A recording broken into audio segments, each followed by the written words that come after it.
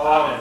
Nous continuons notre enseignement sur les 7 églises de l'Apocalypse. On a commencé aujourd'hui, c'est le 3e dimanche. Donc ça veut dire la 3e église aussi. Amen. Amen. Où sont les autres? Ils sont en congé ou ils sont en train de travailler? Vous venez par vague. Aujourd'hui c'est cette vague, dimanche c'est une autre vague. Venez ensemble, ne venez pas par vague. Amen. Sinon, ce qu'on a appris le dimanche passé, ceux-là n'ont pas entendu. Par la grâce de Dieu, je pense qu'on aurait été comme ça toutes les prédications. Si on là-bas, mais ce ne serait pas le motif pour manquer le coup, pour écouter. Mais si on réécoute, c'est pour pouvoir étudier et voir les choses qu'on n'a pas peut-être bien saisies. Amen. Amen. On se met debout, on va lire la portion qui nous correspond ce matin. Apocalypse chapitre 2, à partir du verset 12 jusqu'au verset 17. Écrit à l'ange de l'église de Pergame. Voici ce que dit celui qui a l'épée aiguë à 2 tranchants. Je sais où tu demeures. Je sais que là est le trône de Satan. Tu retiens mon nom et tu n'as pas renié ma foi. Même au jour d'Antipas, mon témoin fidèle, qui a été mis à mort chez vous, là où Satan a sa demeure. Mais j'ai quelque chose contre toi. C'est que tu as là des gens attachés à la doctrine de Balaam, qui enseignait à Balak à mettre une pierre d'achoppement devant les fils d'Israël, pour qu'ils mangeassent des viandes sacrifiées aux idoles, et qu'ils se livrassent à l'impudicité. De même, toi aussi, tu as des gens attachés pareillement à la doctrine de Nicolaïte. Réponds-toi donc, sinon je viendrai à toi bientôt, et je les combattrai avec l'épée de ma bouche. Que celui qui a des oreilles entende ce que l'Esprit dit aux églises. À celui qui vaincra, je donnerai de la manne cachée, et je lui donnerai un caillou blanc, et sur ce caillou est écrit un nom nouveau, que personne ne connaît, si ce n'est celui qui le reçoit. Parole du Seigneur. Amen. Nous te rendons grâce ce matin. Laissons ce moment entre tes saintes mains. Nous te supplions, Seigneur, que toi tu nous parles. Que je suis qu'un instrument entre tes mains. Que suis-je, Seigneur, pour parler à ton peuple saint? Sinon, un frère de plus. Je t'en supplie, Seigneur, de m'utiliser afin de parler à mon cœur et de parler aussi à ton peuple, Seigneur. Qu'un instrument, un simple instrument entre tes mains. Seigneur, parle-nous. Nous avons besoin de toi, de la parole de vie, pour nous orienter, pour nous nourrir, afin que nous ne soyons pas des brebis errantes. Nous ne soyons pas ceux-là qui traînent sans direction, mais que nous ayons la direction dans ta parole, la consolation dans ta parole. Viens et console nos cœurs à travers ces mots. Au nom de Jésus-Christ, ainsi nous avons prié. Amen. Amen. Que Dieu vous bénisse, on peut s'asseoir. Nous continuons sur le 3e église qu'on a vu la fois dernière, et que Dieu continue à nous faire grâce. Et nous voulons aussi dire merci aux jeunes qui étaient là, qui ont répondu. Que Dieu vous bénisse les jeunes, continuons comme ça. Si vous êtes là, vous êtes jeunes, vous voulez apprendre la parole, venez et ensemble nous allons apprendre la parole de Dieu. Amen. Amen. Et nous remercions aussi les parents qui ne cessent d'encourager, de faire les devoirs avec les enfants, de les rappeler, et que Dieu vous bénisse et que nous travaillons en collaboration. C'est eux la relève de demain, c'est eux l'espoir de l'Église et l'espoir de la nation. Et que nous travaillons ensemble pour cela. Que Dieu vous bénisse. Merci beaucoup. Soyez bénis les jeunes et soyez bénis les parents.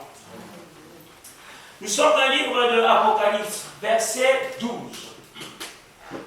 Écrit à l'ange de l'église de Pergame. Voici ce que dit celui qui a l'épée aiguë à deux tranchants. On avait dit au départ que chaque présentation de Christ à l'église correspond à la présentation générale que l'ange a fait à Jean dans le chapitre 1. Ici, nous voyons qu'il se présente à l'église de Pergame comme celui qui a l'épée aiguë à deux tranchants. C'est comme ça qu'il se présente à l'église de Éphèse et de Pergame, pardon. Et nous allons parler de Pergame avant de continuer. Nous savons que le mot Pergame, ça veut dire mariage ou encore mariage consommé. Et nous savons que Pergame, c'est une ville qui est située à 70 km de Smyrne. Pergame, c'est là où on a découvert, on a développé ce qu'on appelle des parchemins. Et à Pergame, il y avait une bibliothèque au moins de 2000 parchemins qui rendaient le peuple de cette ville orgueilleux d'avoir ça en eux et qu'il y avait aussi de la connaissance dans cette ville. Et à Pergame, il y avait un grand statut de Dieu Zeus, une statue de 36 mètres d'auteur et 34 mètres de large. La statue de Dieu Zeus, qui est le Dieu des dieux grecs. Il y avait aussi le temple de Zeus, le temple de Vénus, le dieu de l'amour. Il y avait aussi le temple de César, là à Pergame. Vous allez comprendre pourquoi ça. Il y avait aussi le temple de Dieu de Esculape. Esculape, c'est le dieu grec de la médecine, qui est symbolisé par un serpent. Vous voyez dans les pharmacies, encore sur les ambulances.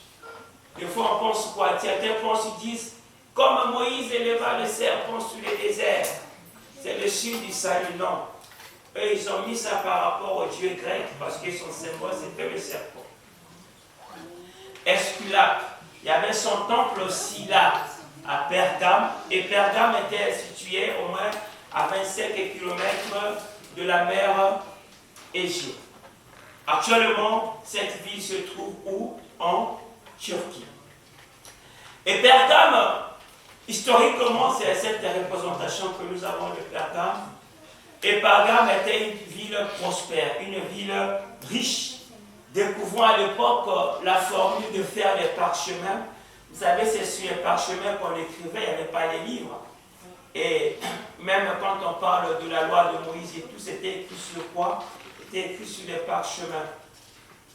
Et les parchemins, certains parchemins étaient faits de peaux des animaux qui étaient battus jusqu'à ce que ça devenait lisse et on écrivait dessus avec de l'encre. Donc Pergame était une ville qui était riche à cette époque et que la médecine progressait. Et là aussi est né l'un des pères de l'anatomie ou encore le père de la médecine grecque qu'on appelait Claude Galien. Claude Galien est né là-bas vers l'an 29 et il est mort vers l'an 201 et qu'il était le médecin qui traitait aussi les Césars. Il était à cheval entre Pergame et Rome parce qu'il était célèbre. Et la médecine de l'époque était aussi mélangée avec de la suspicion à l'intérieur parce qu'il y avait un peu de croyances bizarres mélangées à la médecine à cette époque-là. Même des gens comme des philosophes comme Platon ou Aristote, ils disaient, si vous avez lu ça, ils disaient que dans chaque spermatozoïde, il y avait un bébé en miniature. Vous voyez ce qu'ils croyaient à l'époque. Aujourd'hui, ce n'est pas le cas. Donc on voit comment la science à cette époque était mélangée. Alors retenez le mot Pergame qui veut dire mariage consommé. Et ça c'est la présentation historique. Et nous rentrons maintenant dans la nourriture spirituelle. Et qu'est-ce que ce message nous dit? Verset 13. Je sais où tu demeures. Je sais que là est le trône de Satan. Pourquoi on dit ça? On dit ça. Je sais où tu demeures. Et là où tu demeures, c'est le trône de Satan. Pourquoi le trône de Satan? Parce que l'église de Pergame était située au milieu de ces idoles et au milieu de ces temples dédiés aux dieux grecs. Là où il y a le mal, c'est là où le diable résiste, ou demeure. Donc l'expression ici montre que l'église était au milieu du mal. Au milieu d'une ville, que le mal était quelque chose de normal. L'immoralité n'était pas condamnée, au contraire, c'était un culte à leur Dieu. Mais cette église était au milieu de la demeure de Satan. Donc on peut voir la demeure de Satan partout là où le mal est légalisé et le mal est pris comme quelque chose de bon, même de foi, comme un culte à Dieu. C'est là qu'on utilise l'expression la demeure de Satan. Et la demeure de Dieu, c'est où? C'est là où il y a la pureté, là où il y a la sainteté. Dieu demeure au milieu de la pureté. Et là où il y a le mal, c'est l'ennemi qui demeure. Jésus-Christ a dit, le prince de ce monde vient. Moi, je n'ai rien en lui et il n'a rien en moi. Rien de ce qui est pur se trouve chez lui. Et rien de ce qui est impur se trouve chez moi. Il n'y a pas de demi-mesure. Le siège du mal, là où le mal y est, le diable résiste. Quand en nous, le péché est purifié, le diable n'a rien à manger. Quand une maison est nettoyée, quand une maison est pure, le diable n'a rien à faire dans un corps qui est donné au Seigneur. Amen. La Bible dit ceci. Là où tu demeures, c'est là le siège de Satan. Je sais que là est le trône de Satan. Tu retiens mon nom et tu n'as pas renié ma foi. Il dit, je sais. Nous voyons l'omniscience de Dieu. Dieu est conscient de tout ce que nous faisons. Dieu est conscient de nos œuvres. Dieu sait ce que nous faisons. Des fois, on ignore parce que les hommes ignorent ce que nous faisons. Des fois, les hommes ignorent vos sacrifices. Et des fois, on est frustré pour rien. Mais ce n'est pas important que les hommes sachent parce que celui qui te rémunère, c'est Dieu. Amen. Et Dieu affirme ici, je sais que tu es au milieu de ce peuple-là. Je sais que tu retiens mon nom, c'est-à-dire au milieu de cette tribulation, au milieu du mal, au milieu de ces œuvres qui ne sont pas bonnes. Toi, tu t'accroches à mon nom. Au milieu de ce monde qui est rempli de toutes sortes d'immoralité, tu es accroché à ma parole. Amen. Amen. Dieu connaît vos œuvres, Dieu connaît vos efforts, même si les hommes peuvent l'ignorer. Et tu n'as pas renié ma foi. C'est-à-dire qu'au milieu du mal, au milieu de ce monde pervers, vous ne reniez pas la foi en Christ. C'est-à-dire, vous ne reniez pas l'œuvre de Jésus à la croix. Vous continuez de croire en dépit de ce que est en face de vous. Vous continuez de croire en dépit des choses qui sont en face de vous. Vous ne reniez pas la foi. La Bible dit, vous êtes dans ce monde, mais vous n'êtes pas de ce monde. Au milieu du mal, vous ne reniez pas la foi. Vous continuez à croire et à persévérer dans la foi chrétienne. Même au jour d'Antipas, mon témoin fidèle, qui a été mis à mort chez vous, là où Satan a sa demeure. On dit jusqu'au jour d'Antipas. Pourquoi Dieu parle d'Antipas ici? Qui est Antipas? Antipas était l'un des leaders de l'église de Pergame. Comme on a vu dans l'église de Smyrne, il y avait un homme, comment on l'appelait? Oh, on ne dit pas ça. Élisée Bounon, qui a été martyr à l'église de... Ne dites pas ça, oh non. Qui? Ne dites pas ça. Comment?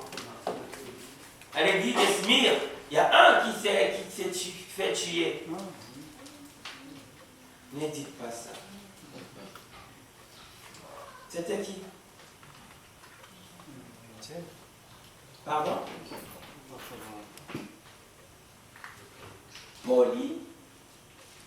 Polycarpe.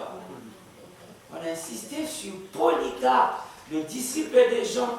Google ne marche pas maintenant là. Il n'y a plus de connexion. C'est Polycarpe. Vous voyez, à cette église, dans l'église de Smyrne, le martyr c'était Polycarpe. Et dans l'église de Pergame, le martyr c'est qui? C'est Antipas. Antipas.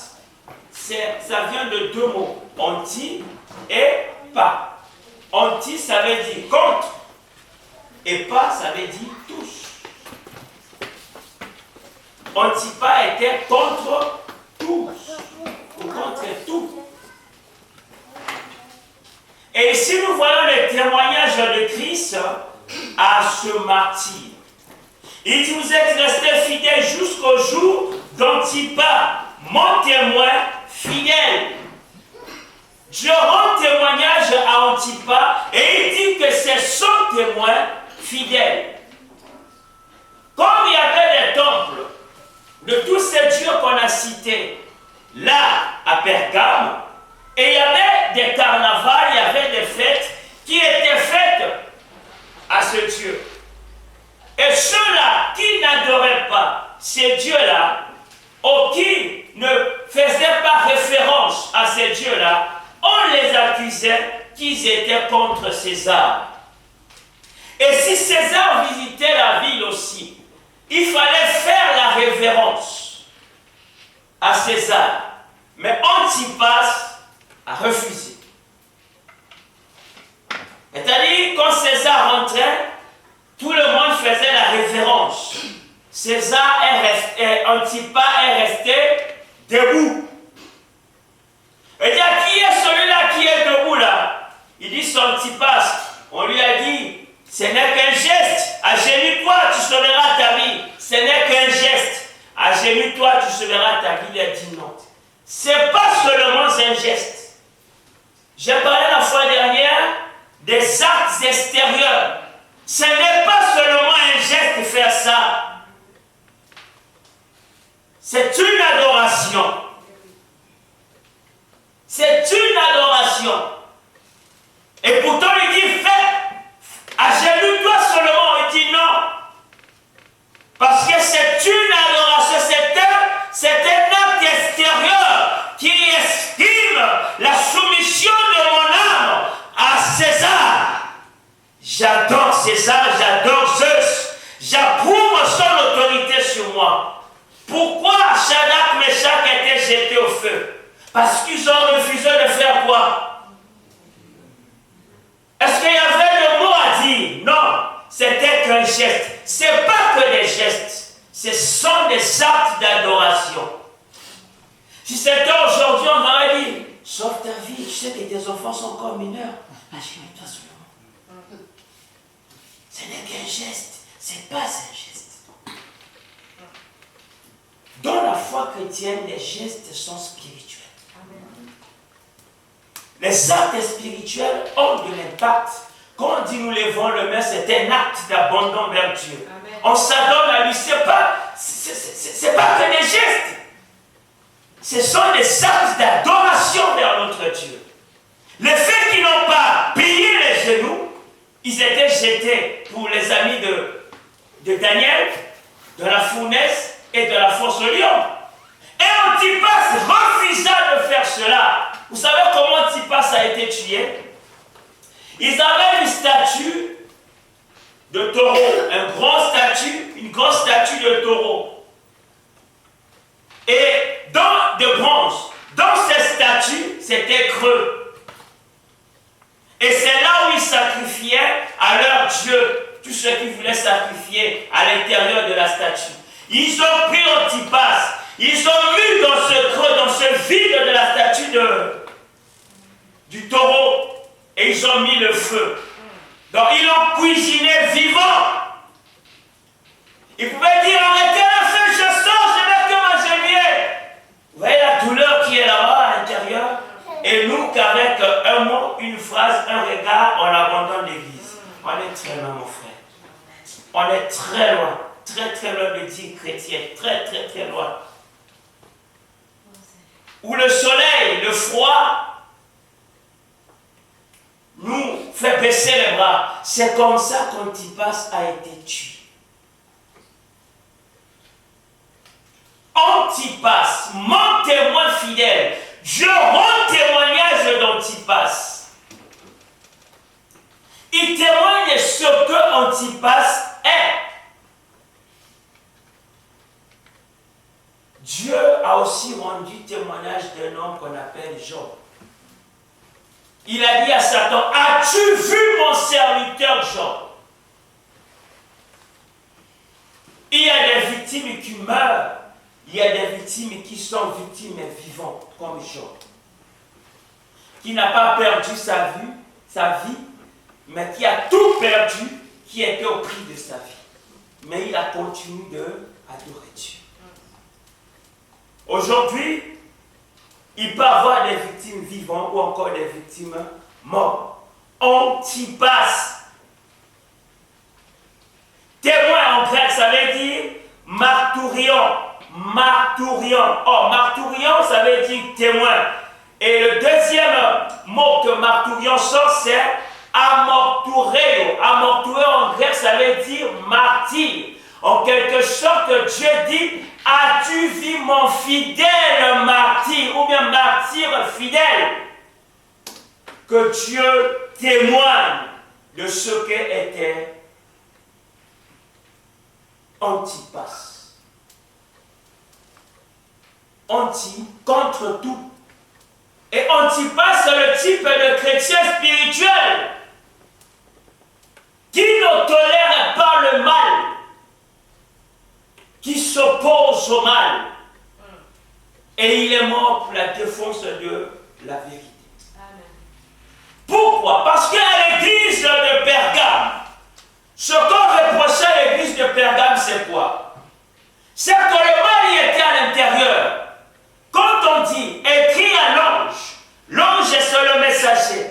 Mais l'ange aujourd'hui, ce messager, ça peut être le pasteur, le responsable, qui est à la charge d'eux.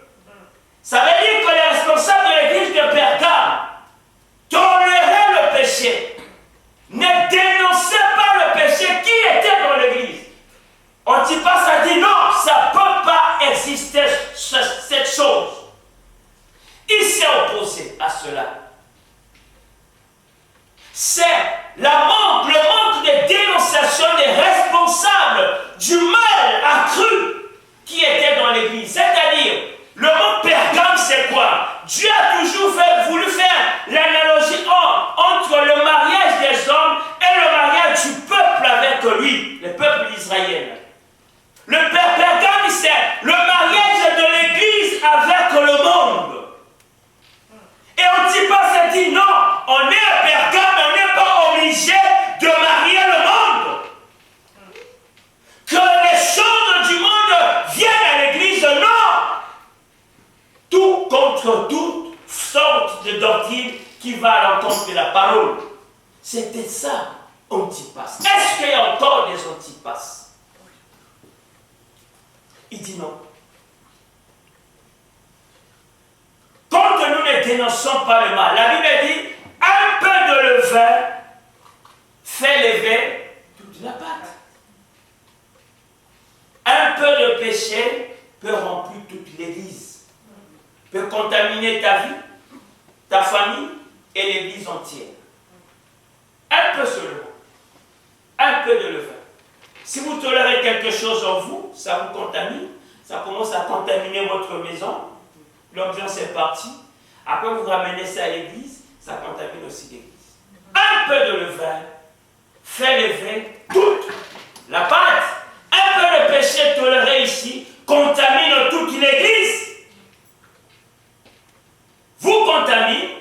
examine l'église. Et Antipas s'est dit non, c'est pas possible de la maison d'Israël, de la maison de Dieu, c'est pas possible. Comme étant responsable, il dit non, ça c'est pas tolérable. Et dans l'église, c'était pas tout le monde qui s'opposait. Il y avait ceux qui embrassaient cette doctrine. Antipas disait non à cela. Non à cela. Nous continuons. Il dit mon témoin fidèle qui a été mis à mort chez vous, là où Satan a sa demeure. Le monde, si là où nous vivons, le mal il est partout. Au milieu du mal. Mais c'est le genre de chrétien, quand tu lui demandes, crois-tu au sacrifice de Jésus? Oui, oui, je le crois. Oui, c'est quel sacrifice énorme. Mais après, il tolère tout ce qui est mauvais. Il tolère le péché en humain. Et il vit en cela. Nous devons avoir des antipasses. Des gens qui sont prêts à pouvoir garder et protéger tout ce qui est bon. Et c'est pour cela qu'il a eu cette tribulation. Qu'est-ce que la Bible dit dans 2 Timothée 3,12? 2 Timothée 3,12. Ceux qui voudront vivre pieusement dans ce monde auront quoi? Des tribulations. Lisez rapidement. 2 Timothée 3,12. Nous rendons grâce à Dieu. Du reste, tous ceux qui veulent vivre avec piété, en Jésus-Christ, seront persécutés. Amen. Amen. Ceux qui vont vivre pieusement avec Jésus seront quoi? Persécutés. Voilà. Vous savez, il est trop rare, ce n'est que rien, ce n'est qu'Elohim. Il faut se déguiser, il faut... Non. On a pris des cultes au Dieu grec et devenu des cultures du temps moderne. Des carnavals, c'est des cultes au Dieu grec. Carnaval, culte à Baal.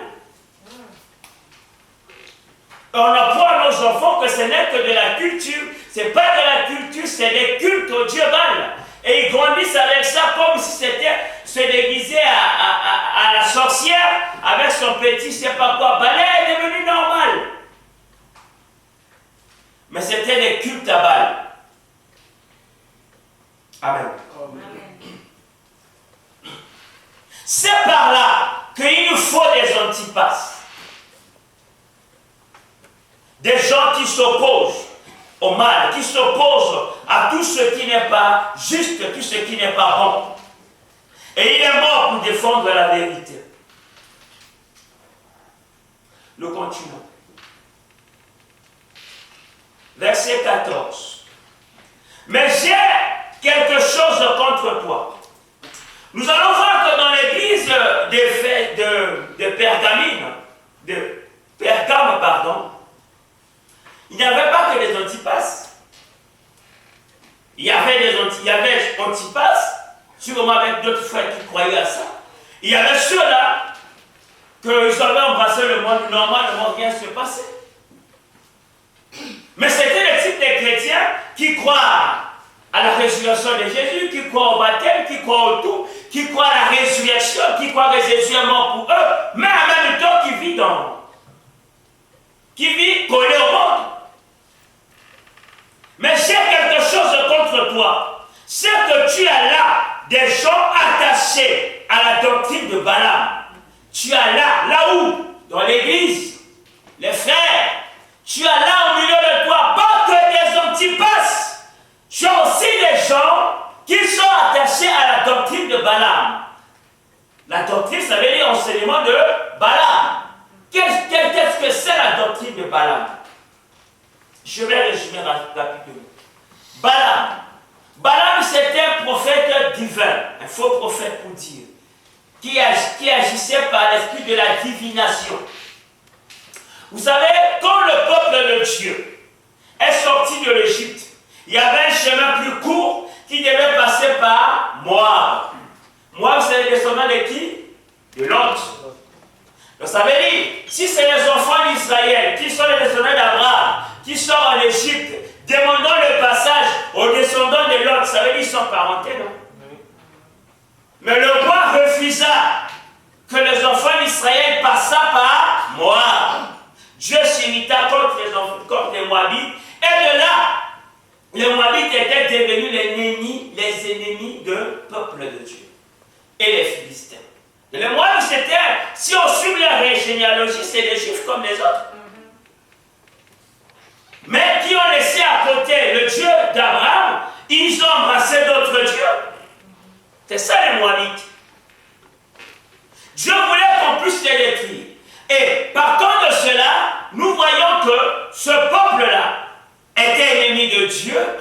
Et il y avait un prophète qu'on appelait le faux prophète Balaam. Alors, Balaam, il y a deux significations de ce mot Balaam qu'on doit voir rapidement pour comprendre. Balaam, ça veut dire, c'est celui qui se fait propriétaire de peuple. C'est-à-dire, il se voit comme il est propriétaire des gens, que les gens l'appartiennent. Il est le propriétaire, le chef suprême sur les personnes. Josué 13, 22. Et c'est aussi le destructeur du peuple. Vous savez ce que ça veut dire, Balaam? Celui qui prend le peuple comme sa propriété. Voilà la bonne expression. Il trouve que le peuple est sa propriété. Et ça veut dire aussi destructeur du peuple, Balaam. Et Balaam, c'était un faux prophète travaillant avec l'esprit d'adivination.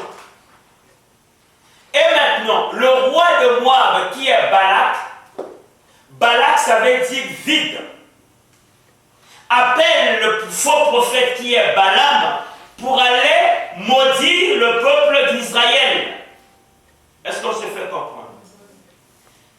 Et ce qui est étrange, Balaam, avant d'aller maudire le peuple d'Israël, il va consulter Dieu. Saisissez-moi bien.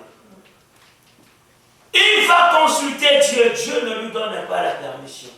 Il revient chez Balak. Balak lui a corrompu. Il lui a donné des présents, des talents d'or pour aller maudire le peuple d'Israël. Mais il dit, mais ce peuple marche avec Dieu. Mais Balak étant le divin, ne peut pas aller s'il ne consulte pas Dieu. Saisissez cette vérité. Tous ceux qui sont entre les mains de Dieu, aucune chose ne peut les arriver si Dieu ne donne l'autorisation. Même Satan, avant de mettre sa main sur la vie de Job, il est allé auprès du trône, demander l'autorisation s'il pouvait. Dieu dit, touche-le pas à sa vie, parce que c'est le preuve que moi, j'autorise dans la vie de Job. Donc ne croyez pas tout et n'importe quoi. Qu'un sorcier qui vient d'Angola ou de Banzangungu peut mettre ta main sur toi facilement. En même temps, tu crois que tu es né de nouveau et tu parles au nom de non. La Bible dit notre vie est cachée avec Christ dans les lieux célestes. Tous ceux qui sont entre les mains de Dieu, personne ne peut les arracher. C'est la vérité de la Bible.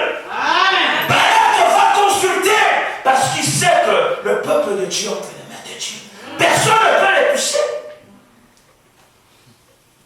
Personne. Pourquoi ils vont croire? Parce que tu n'as pas prié la nuit, que tu as eu des cauchemars, c'est le Dieu. Tu es entre les mains de Dieu. Il dit personne ne peut les arracher. Personne. Quand on dit personne, c'est personne. C'est personne.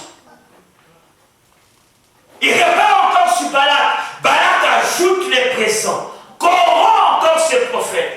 Le prophète revient et dit, Seigneur, est-ce que je peux aller maudire ce peuple-là? Il dit, non. Il insiste à ce qu'on appelle la souveraineté de Dieu. Il revient encore près de l'Éternel. L'Éternel lui dit, va, mais c'est moi qui te donnerai les paroles. Dès qu'il arrive, il va ouvrir. Je l'ai maudit. C'est la bénédiction qui sortait. Ça veut dire, dans son cœur, il y avait une autre chose. Mais la bouche sortait la bénédiction.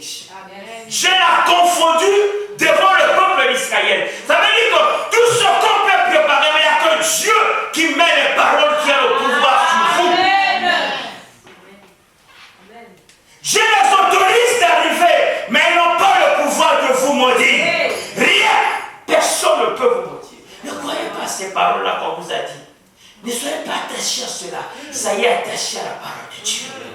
Toute malédiction sans cause n'a pas de fait. Parce que votre vie est sauvée, est gardée avec Christ dans les lieux célestes. Il dit, je ne peux pas les maudire parce qu'ils sont avec Dieu. Il dit, je ne peux pas. Impossible, j'ai essayé, je ne peux pas. Quand je veux les maudire, c'est la bénédiction qui sort. Quand je veux fermer les portes sous de l'autre côté. Quand je les dis ça, ils reviennent à la raison. Ils ne peuvent pas si Dieu ne l'autorise pas. C'est une vérité spirituelle. Amen. Et Balaam, c'est le type des prophètes que vous savez, les devins, qui ne voient que les morts. J'ai vu, oui, ton oncle là-bas, voilà, c'est elle, le Balaam. Et vous savez, ils étaient partis sous l'instigation de Balak. Balaam est allé sous l'instigation de Balak. Balak, on dit le mot est vide. Il n'a rien. Il a que l'argent pour corrompre. Et c'est le type des prophètes qui marchent au coup d'argent, les tueurs à gages. Vous les payez, faites l'affaire. Comprenez? Ce n'est pas les messages qui viennent de Dieu. Le diable peut aussi dire la vérité, mais il faut les faire taire. Le fils de Sévé disait quoi? Pierre, tu es Paul, tu es serviteur de Dieu. Oui, il disait la vérité, mais avec quel esprit? Paul les a fait taire. C'est une vérité tordue, taisez-vous. C'est le type de ce message qui était dans l'église de Pergame. Les gens qui marchandent leurs dons, leur ministère au prix d'argent. Pour venir prêcher, il faut un cachet, il faut une enveloppe, il faut quelque chose. C'est ce type de prophètes qui marchent au coup d'enveloppe. Au coup d'église, quand vous dites, ah, on n'est que 15. Ah non, je ne viens pas là-bas. Parce qu'ils s'estiment grands. Ne peut pas prêcher dans les petites églises comme les nôtres. Pour le moment, hein, chaque semence a ses fruits. Qui marche au coup d'enveloppe. Ne vendez pas votre don au prix d'argent. Vous l'avez reçu gratuitement. Dis-moi quand vous avez payé pour avoir ce don que vous avez. Et pourquoi vous voulez rendre ce service au prix d'argent? Pourquoi? C'est ça la doctrine de Balaam, qui était rentré dans l'église de Pergame. N'est-ce pas aujourd'hui ce qui est dans nos églises? N'est-ce pas aujourd'hui pour consulter, voir ce prophète, il faut laisser $20, $10 à un secrétaire particulier, en même temps qu'il y a aussi sa 4e femme à l'entrée? Et c'est là où les gens font la queue pour voir, pour entrer. N'est-ce pas ça, la doctrine de Balaam qui était à l'église de Pergame? Que Antipas a dit non, ça c'est pas la doctrine de Dieu. Amen. Amen. La doctrine de Balaam dans l'église. Il se croit quoi? Que le peuple c'est sa propriété. Il fait sur eux ce qu'ils veulent. Ils pensent que les fidèles, ce sont sa propriété. Ils se comportent comme ça, les Balaam. Quand tu dis, je vais quitter, je vais aller habiter maintenant à Paris. Ne regarde pas, je vois mauvais, ça va aller mal, les portes vont fermer. Vérité. Si dit mon fils, vas-y. Si ça ne marche pas, les portes sont ouvertes, tu reviendras. Voilà le cœur de papa. Non, il voit qu'il le mal. Vous savez pourquoi? Parce qu'il croit que vous êtes sa propriété. Vous l'appartenissez. C'est l'esprit de Balaam. Et les fidèles, c'est leur propriété. Ils font ce qu'ils veulent, c'est leur champ. Ils moissonnent quand ils ont besoin. Et ils moissonnent même au-delà de ce qui devait être moissonné. C'est ça que Dieu reprochait à l'église de Pergame. Et qui s'opposait.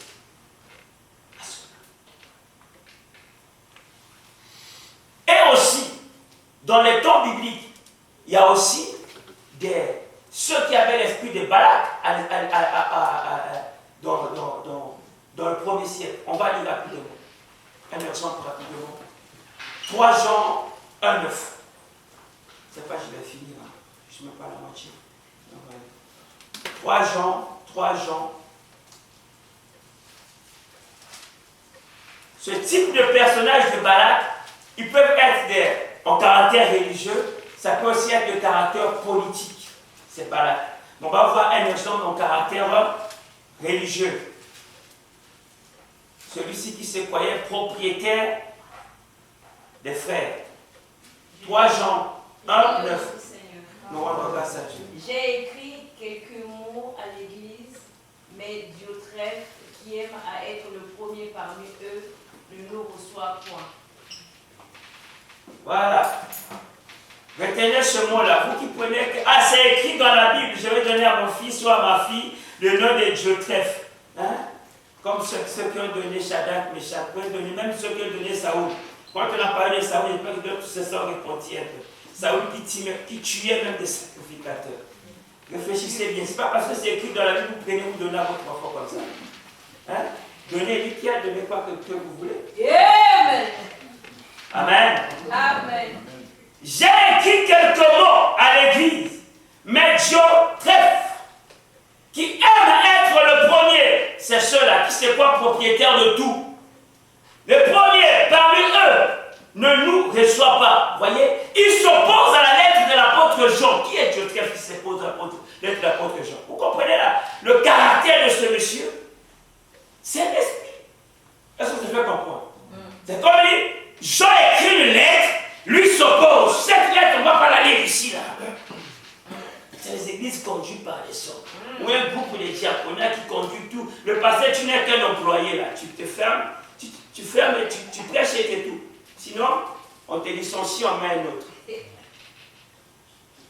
L'église conduite par les sons. Vous savez, Diotrephe, ça veut dire quoi? Diotrephe, ça veut dire nourri par Zeus. Zeus, c'est qui? Le père de Dieu grec. Ou alimenté, élevé par Zeus. C'est ce que ça veut dire Diotrephe. Là, c'est le Nouveau Testament. Il s'oppose à tout. Il s'oppose à tout. Mais pour s'opposer du bien. Mais les antipasses s'opposent au mal. Les Diotrephes s'opposent au bien. Soyons des antipasses, pas des Diotrephes. Amen. Amen. Ne soyez pas là. Et Moab, revenons à Moab. Moab, ça veut dire sémence. Comme Balaam n'a pas pu maudire le peuple d'Israël, qu'est-ce que Dieu a dit? Qu'est-ce qu'ils ont fait? Dieu avait ordonné qu'ils exterminent tout Moab. Mais ils ont commencé à exterminer Moab, ils sont arrivés et dit, ah, mais les femmes de Moab sont belles, c'est Dieu qui les a créées. Ils les ont pardonné la vie. Et ils ont pris les femmes de Moab comme femmes. C'est par là que la sémence du mal est rentrée dans le peuple d'Israël. Et si nous lisons dans l'Apocalypse, là où nous sommes, qu'est-ce que vous comprenez? Il dit ceci. Là, des gens attachés à la doctrine de Balaam, qui enseignent à Balak à mettre une pierre d'achoppement devant les fils d'Israël. Quelle était la pierre d'achoppement qu'ils mettaient? Le mot ici, achoppement, ça veut dire scandale. Scandale. Pour qu'ils mangent des viandes sacrifiées aux idoles et qu'ils se livrent à l'impudicité. C'est-à-dire, c'était dans l'église des frères qui avaient toujours cette doctrine de Balaam en eux, qui vivaient avec 2, 3, 4 copains, copines, mais en même temps, ils étaient frères à l'église. Il y a des gens ici, quand ils partent en Angola, aux États-Unis, au Congo, là-bas, ils prennent encore d'autres femmes, d'autres filles. J'espère que ce n'est pas vous. Hein. C'est l'église d'à côté. Vous mariez quand vous allez là, vous enlevez l'alliance de l'avion, vous descendez, vous prenez des petites filles qui sont presque gratuites. Ils tombent à votre aile parce que vous venez de l'Europe. Vous oubliez que vous vous levez le matin là pour prendre vos 10 euros. Et vous avez oublié que vous allez être une famille ici, une famille ici. Là-bas, vous êtes encore des jeunes premiers. Hein? Vous mettez un peu de noir ici pour les cheveux blancs et vous faites patron là-bas. J'espère que ce n'est pas votre cas. Je vais récupérer. Tu vas récupérer quoi? Ta jeunesse?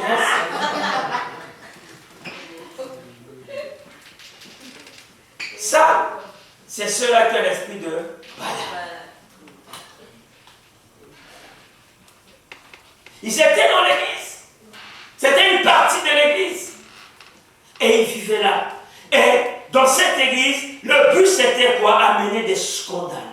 Le scandale a pour but refroidir les croyants. Beaucoup de croyants sont dans leur maison parce qu'ils ont vécu des scandales, peu importe quel type de scandale. Ils se sont refroidis, ils vont nulle part. Ni à l'église, ils ne veulent savoir rien de Dieu. Mais je vais vous encourager ce matin. Votre excuse n'est pas valable au jour du jugement. Vous ne direz pas à Dieu que je me suis assis à la maison parce qu'il y a eu telle chose. Ça ne va pas aller, mon frère. Le scandale est dans le paquet du christianisme. Les persécutions sont dans le paquet. Les soldats disent que le quota est dans le combat. Ils savent qu'ils vont mourir. Ils savent que certains amis ne vont pas rentrer. Le soldat est conscient de ça. Mais il va. Dans les scandales, fait partie de Dieu. Mais tenons ferme. Nous voyons ici un exemple bien de Antipas au milieu d'une église corrompue, mais qui n'a pas fui, mais qui sont opposés pour qu'il change. Il y a des gens qui fuient. Ceux qui fuient, c'est les peureux. Celui qui a la vérité ne fuit pas. Il doit rester. Pourquoi? Dans cette ville corrompue, Dieu s'est manifesté comme l'épée à deux tranchants pour montrer que même ici le mal est ancré, la parole pénétrera toujours. Est-ce que ça se fait comprendre? Il y avait le mal dans la ville. Dieu se présente dans cette ville comme l'épée à double tranchant pour montrer que malgré les temples qu'ils ont construits ici, si Dieu veut établir son œuvre, il va l'établir. Parce que je suis le Père double tranchant. Amen. Balak. Les scandales qui arrivent dans l'église et qui fait. Et cette sémence était dans l'église de Perga. C'est ce que Dieu reproche à l'église aujourd'hui. Ce que Dieu reprochait au pasteur, c'était quoi? C'était de ne pas dénoncer le mal qui était au milieu de l'église. Le péché qui était courant de l'église, c'est ce que le pasteur ne dénonçait pas. Pourquoi? Parce qu'il se disait, ah mais c'est ceux-là qui soutiennent, c'est ceux-là qui donnent. Non, il n'y a pas question de ça. Parce qu'ils sont laissés berner. Je vous ai dit l'histoire de Jean-Baptiste, de Nicodème et Jésus. Il a voulu le berner. Jésus lui a dit, réponds-toi, ne me berne pas. Amen. C'est pas là que l'Église doit comprendre. Que sans ces choses, on ne peut pas avancer. Ceux qui sont fiancés officiels ou officieusement, on ne sait pas. Ceux qui sont non mariés, est-ce qu'il y a des gens? Parce qu'il y a des gens qui disent, j'ai 15 ans, 20 ans de foi. Oui, c'est vrai, mon frère. Je vous applaudis. Mais avant que vous vous mariez, est-ce que vous avez fait au moins plus de 5 ans? Au moins plus de 5 ans d'abstinence. Vous qui clamez votre foi là. Est-ce qu'il y a l'anarchie? Ça disparaît. Est-ce que vous m'écoutez? Oui, peut-être chrétien, ça fait longtemps. Avant de vous marier, est-ce qu'il y a quelqu'un qui a fait plus, au moins, pour ne pas exagérer, pour ne pas être arrogant, au moins plus de 5 ans d'abstinence avant de vous marier? Est-ce que vous êtes là? Parce que le fiançailles est devenu juste une porte pour pouvoir imposer les mains aux frères et aux sœurs, n'est-ce pas? Pour ne pas être vulgaire. Le fiançailles, c'est un temps d'observation. On peut rompre dans le fiançailles. Le frère veut m'imposer les mains, ça ne va pas avec mes valeurs. Ciao. La Bible dit, quand Joseph a su que Marie est enceinte, il voulait rompre avec elle en secret. C'est pas ce qui est écrit. Parce que dans le français, on peut se rendre, c'est un temps d'observation. Vous imposez les mains aux frères, vous imposez les mains aux sœurs, parce que vous avez le prétexte, c'est mon fiancé. Le fiancé, ça ne veut pas dire vous couchez ensemble, ça ne veut pas dire ça, mon frère. C'est un temps d'observation. Après, vous dites que l'église n'est pas puissante. Comment l'église peut être puissante si c'est composé des gens qui se comportent comme des hypocrites comme ça? Amen. Amen. Ce n'est pas vous, c'est l'église d'à côté. Vous jusqu'à ce que... Amen. Il faut que nous comprenions la vérité de la vie. Ce n'est pas des prétextes. On ne peut pas vivre comme si on était marié, on était fiancé.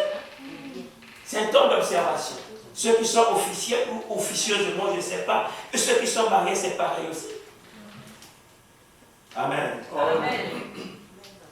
Le problème, c'est quoi? Ce qui indigne les gens, ce n'est pas le péché.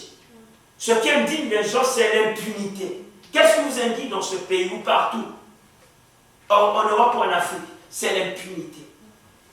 L'impunité que le mal est dénoncé, que ces gens ne sont pas punis. C'est l'impunité qui indigne les gens. Parce que le mal, on le voit. Mais quand ces gens ne sont pas sanctionnés par rapport à la parole, c'est l'impunité là qui indigne les gens.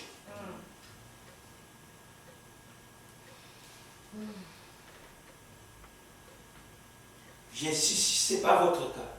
C'est l'église à côté. Et nous comprenons que Dieu voulait nettoyer son église. Dieu voulait que l'église soit autrement que ce que les gens disaient.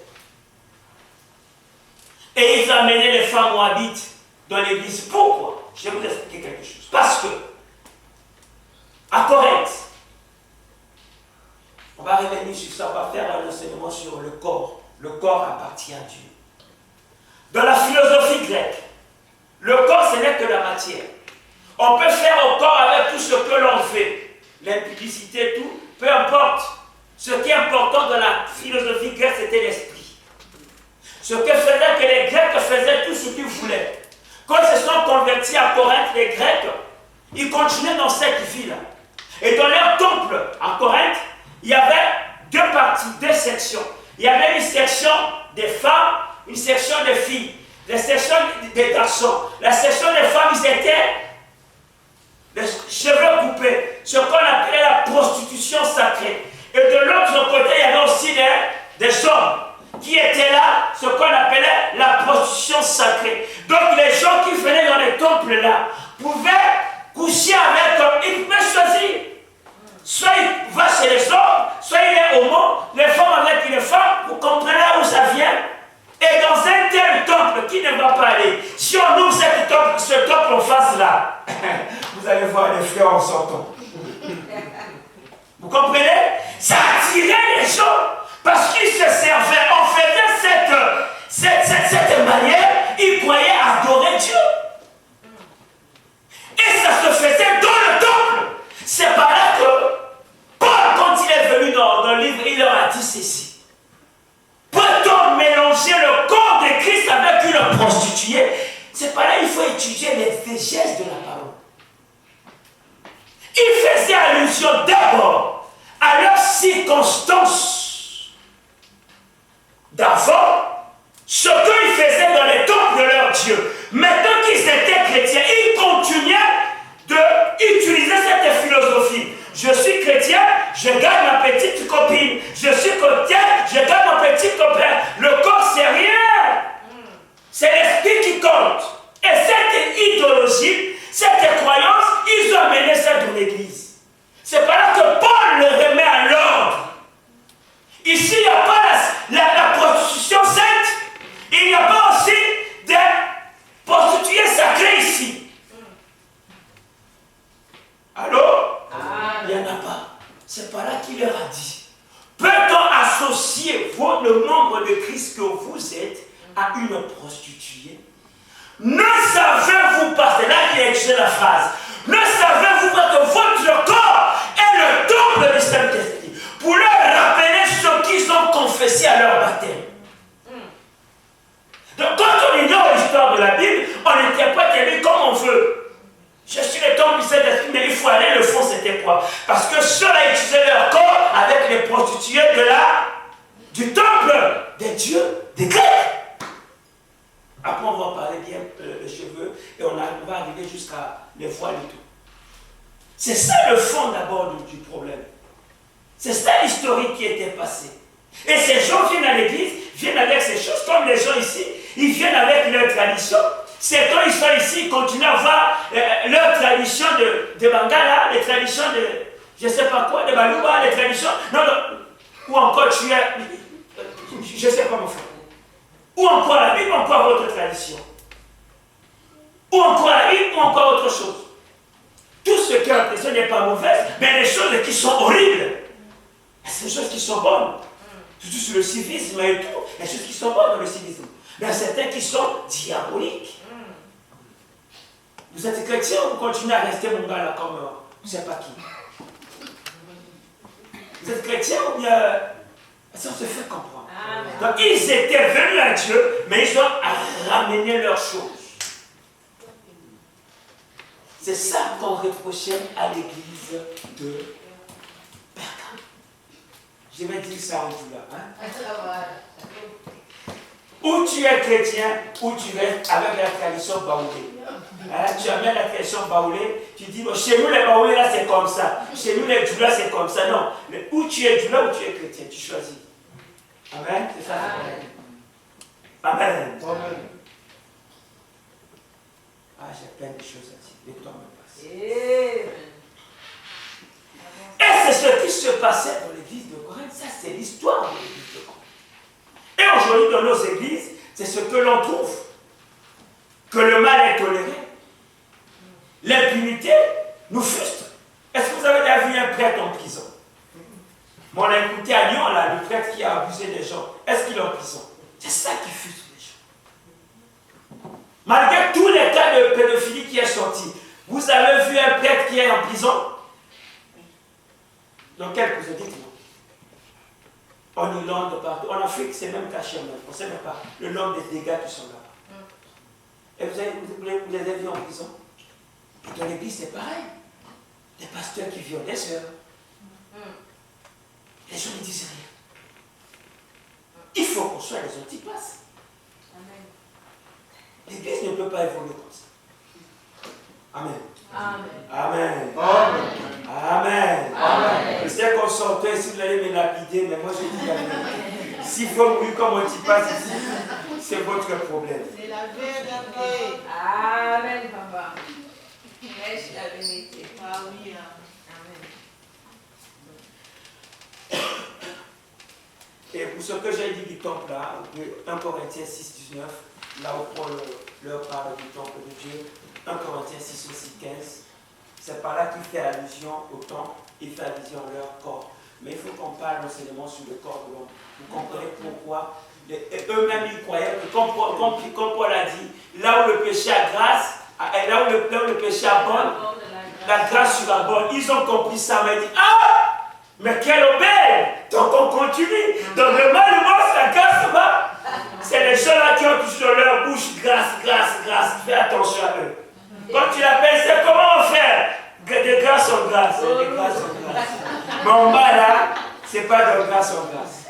C'est l'imposition de main qui fait en autres. Les Romains avaient mal compris ça. Et Paul les recadre. Il dit, alors, continuerons-nous dans le péché pour que la grâce abonde? C'est là qu'il fait l'interrogation. Dans Romains chapitre 6.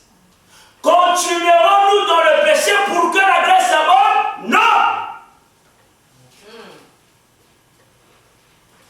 Des fois, on comprend mal certains textes, on prend ça à une interprétation personnelle pour pouvoir soulager sa conscience et continuer dans son chemin tranquillement. Parce que tu as un verset que tu as pris de côté qui te console. La Bible, c'est pas, on ne fonde pas une doctrine avec un verset. C'est l'ensemble du terme que tu as pris dans toute la Bible. De Genèse à l'Apocalypse. Qu'est-ce que la Bible parle sur ce sujet? C'est là qu'on trouve la doctrine. Ce n'est pas avec un verset. Amen. Amen. Amen. Amen. Amen. Amen. Verset 15. De même, toi aussi, tu as des gens, je vais aller vite, mais je ne vais pas finir. Tu as des gens, ce qui va me rester à la tête, on va le dire mercredi, s'il y a le temps de voir. De même, toi aussi, tu as des gens attachés pareillement à la doctrine de Nicolaïte. C'est deux choses qui étaient dans l'Église. Attachés à la doctrine de Nicolaïte. Les Nicolaïtes, c'est quoi? C'était une doctrine à l'époque. Il y a un monsieur appelé Nicolas qui enseignait les mêmes choses, que le corps n'avait rien à voir. peux faire du corps tout ce que tu veux. Mais c'est l'esprit qui compte. C'est ce que Nicolaïte, la doctrine nicolaïte, enseignait. Ça, c'est la première introduction qu'on peut donner. C'était les adeptes d'un leader religieux appelé Nicolas. Et cette doctrine consistait que le corps était mauvais, le corps ce n'est que de la matière. Les Grecs avaient des choses bizarres. Quand on dit que la démocratie vient des Grecs, il faut voir dans quelle tête cette démocratie est venue. Dans le corps, ce n'est que de la matière qui fait tout ce que tu fais. Ce qui importe, c'est l'esprit. Donc cette doctrine nicolaïte symbolisait ça. Ça symbolise le mélange du monde dans l'Église. Et encore, le mot nicolaïste, ça veut dire séduire. C'est mélanger les rites et traditions païennes avec le christianisme. C'est le mélange de rites et traditions païennes avec le christianisme. C'est ça qu'on appelle le nicolaïsme. Et le nicolaïsme, ça vient encore de deux mots qui viennent dire Nico et Laos. Nico, ça veut dire gouvernement, Laos, ça veut dire peuple. C'est-à-dire gouvernement des hommes. C'est aussi des églises qui sont conduites par le pouvoir des hommes. Hein, les comités qui nomment les pasteurs, qui enlèvent les pasteurs. Mais si vous lisez Actes chapitre 13, c'est les pasteurs qui conduisent l'église. C'est les églises qui sont dirigées par les familles. L'église est devenue l'œuvre de la famille. Famille est-elle? Le papa est mort, l'autre vient? Non. C'est ça la doctrine des Nicolaïtes. Quand vous lisez Actes chapitre 13, verset 1, la Bible dit qu'il y avait l'église d'Antioche, des docteurs, des prophètes, des pasteurs. L'Esprit dit, mettez-moi pas Paul et Silas pour l'heure pour laquelle je les ai envoyés. On ne dit pas qu'il était à l'église d'Antioche. Famille Touré, famille Diabaté, famille, non! Ce n'est que des exemples. J'ai vraiment trouvé ici. Amen. Mais c'était les pasteurs avec l'Esprit de Dieu dit. Ce n'était pas des votations et tout. Il y a des églises de hommes. Et ils prennent la salle, ils font tout. Quelques mamans et papas, ils prennent la salle, ils font tout. C'est les diaconats. Et ils cherchent un pasteur et il met là. Tu n'es que marionnette. Et vous acceptez de diriger l'église comme ça. Parce que tu as envie d'avoir les filets d'appeler pasteur. Parce que vous ne connaissez pas la Bible. Le nicolaïsme qui est partout.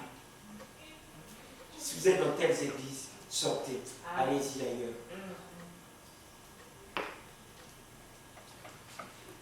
C'est ça ce qu'on appelle le nicolaïsme dans les trois dimensions. Il y a aussi la dimension un peu politique, mais on va peut-être en parler aujourd'hui. Et dans ce livre de Nicolaïte, ça sert aussi à graver quand en 325 et que Constantin est devenu, a fait de l'Église la religion de l'État, on a fermé la Bible. Vous savez ça? On lisait plus la Bible de l'Église catholique. C'est l'empereur romain qui a nommé ce qu'on appelle le pontifice. Les papes, vous appelez pontifice, c'est l'empereur romain qui les a nommés. Partant de cela, ils ont commencé à mettre des lois d'homme.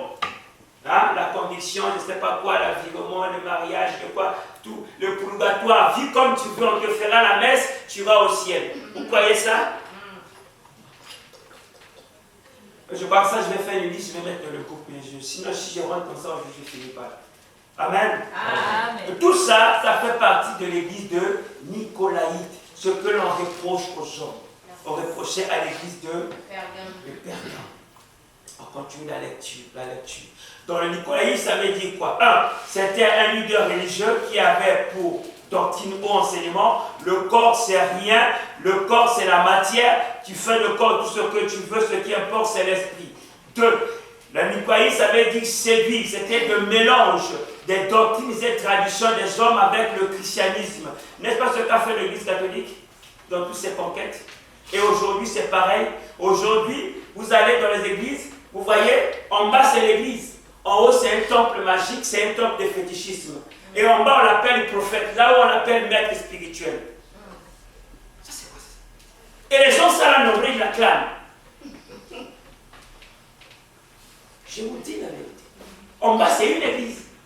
La chambre haut, là, ou bien il y a un bureau qui est carrément un temple magique. Ou encore on l'appelle maître spirituel là-bas, en bas il est prophète. aujourd'hui.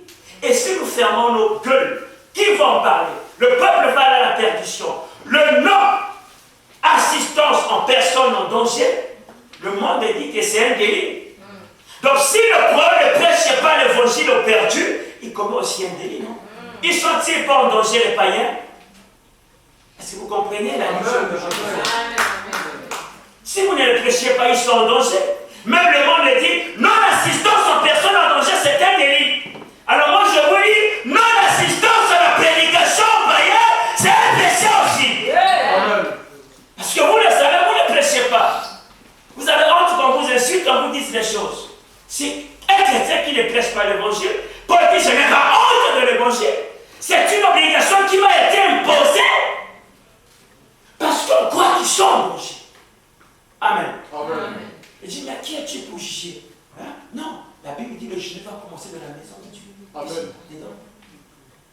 Pour que nous soyons linéaires, il faut qu'on se nettoie nous-mêmes ici dedans. Amen. Amen. Alléluia. Amen. Amen. Non-assistance en personne en danger. Non-assistance en païen en danger.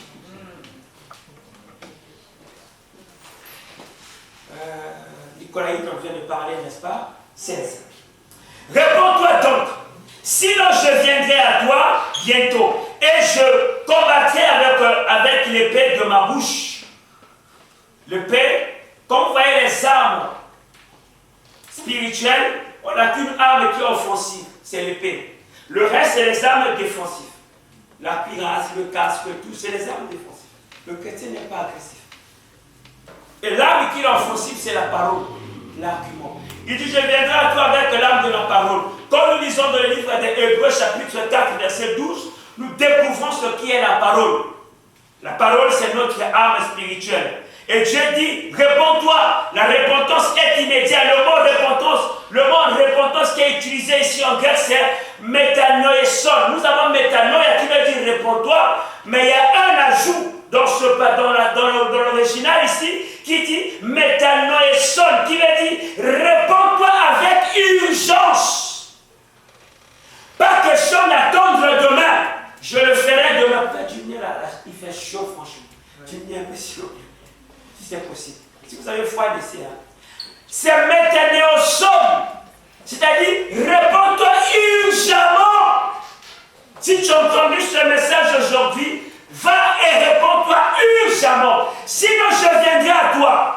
Il ne vient pas contre le diable. Il vient contre les frères qui continuent et les sœurs qui pratiquent les doctrines nicolaïques dans l'église. Avec le paix de la parole.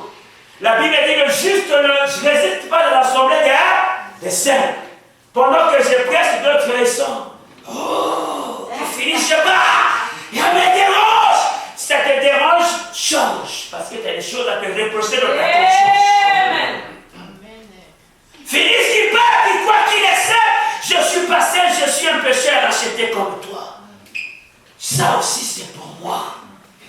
Si je ne dis pas ça, je sais moi aussi condamné.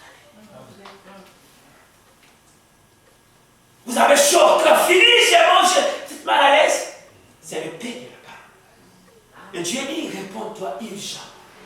Si tu ne le fais pas urgemment, je viendrai à toi.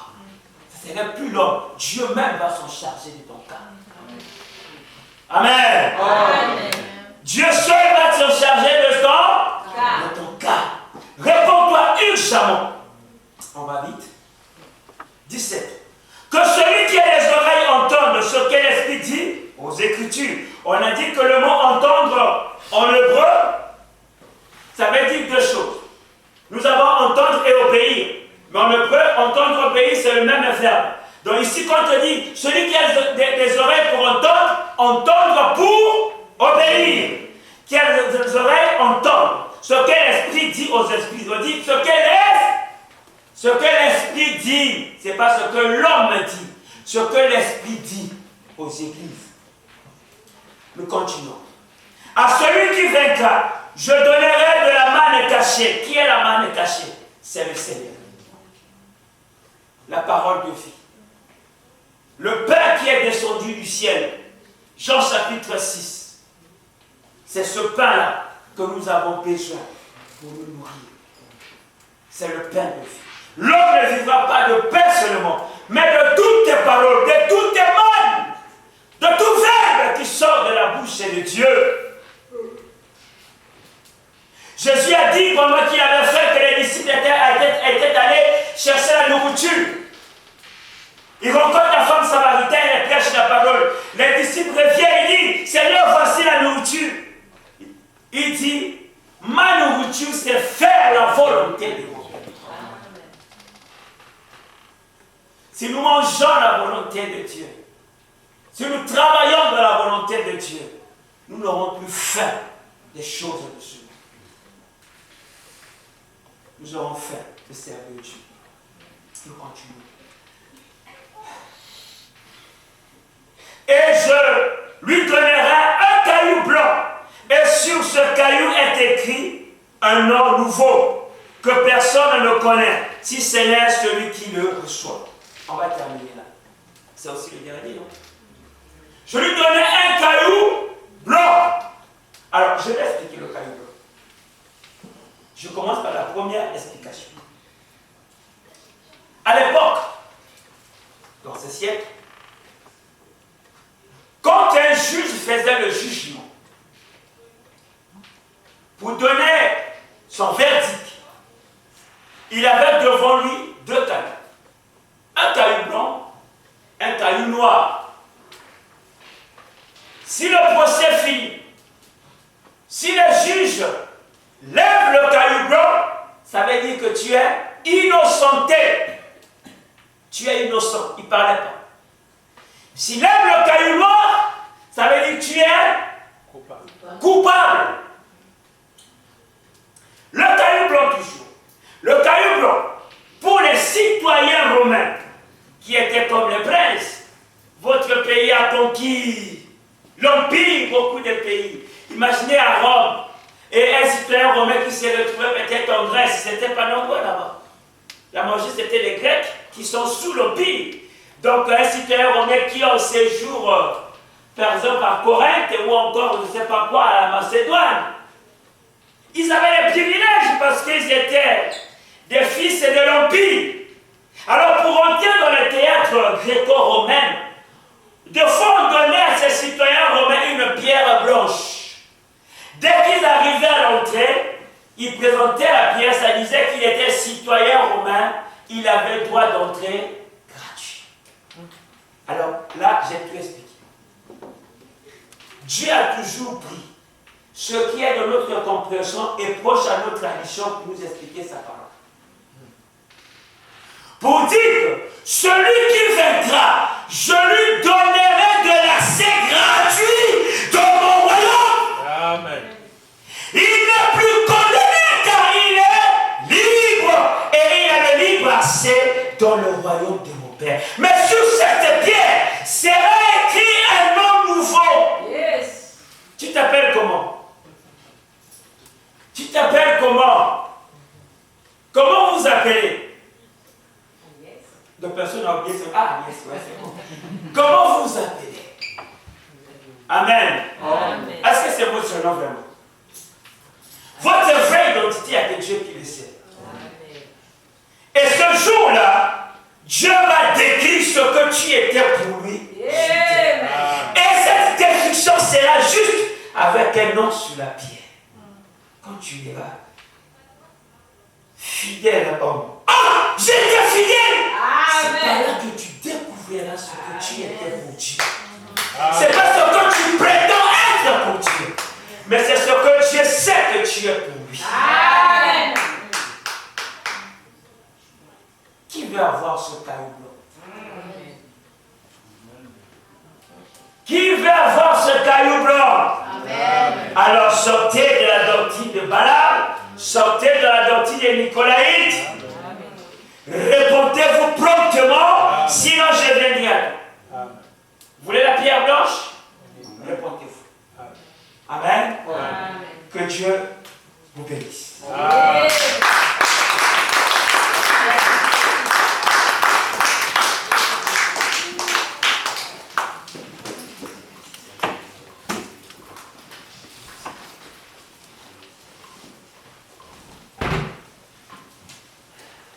Vraiment, ça a été puissant.